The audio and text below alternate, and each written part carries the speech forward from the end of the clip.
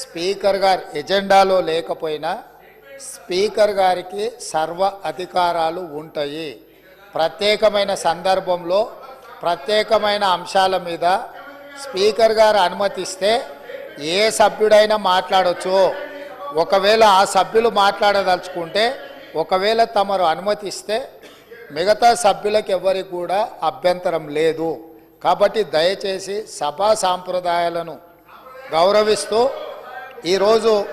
ఈరోజు తెలంగాణకు ప్రధానంగా రెండు సాగునీటి తాగునీటికి వనరులు, ఒకటి కృష్ణానది కృష్ణా జలాలు, రెండు గోదావరి జలాలు. కృష్ణా జలాల మీద దాదాపుగా నిన్న తమరి అనుమతితోని కొంతమేరకు మనం చర్చించగలిగినాము. వాస్తవాలను ఈ రాష్ట్ర ప్రజలకు మనము చెప్పగలిగినాం. ఇక రెండవది గోదావరి జలాలు. గోదావరి జలాల మీద మీకు తెలుసు, ఆనాడు తమరు మంత్రిగా ఉన్నప్పుడే డాక్టర్ వైఎస్ రాజశేఖర రెడ్డి గారు, ఆనాడు పెద్దలు దేవేందర్ గౌడ్ గారు ఆదిలాబాదు నుంచి చేవెళ్ళ వరకు పాదయాత్ర చేసి తెలంగాణ ప్రాంతాన్ని సస్యశ్యామలం చెయ్యాలి అని అంటే ప్రాణహిత చేవెళ్ళ నిర్మించాలి అని చెప్పి వారు పాదయాత్ర చేపట్టడం జరిగింది.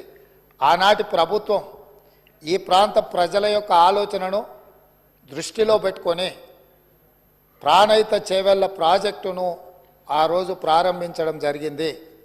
ఆ రోజు దాదాపుగా మొదట 12 లక్షల ఎకరాలు అనుకొని తర్వాత 14 లక్షల పైచిలకు ఎకరాలతోని 38,500 కోట్ల రూపాయలతో 2008లో టెండర్ పిలవడం జరిగింది.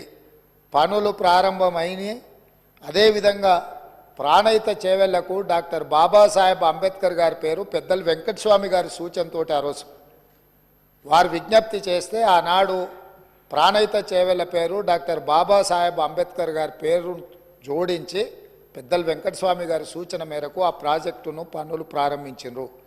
తెలంగాణ రాష్ట్రం వచ్చే వరకు ప్రాణహిత చేవెళ్ళ పనులు ప్రారంభించి చేవెళ్లలో మీకు తెలుసు 1000 కోట్ల రూపాయల పనులు జరిగినాయి.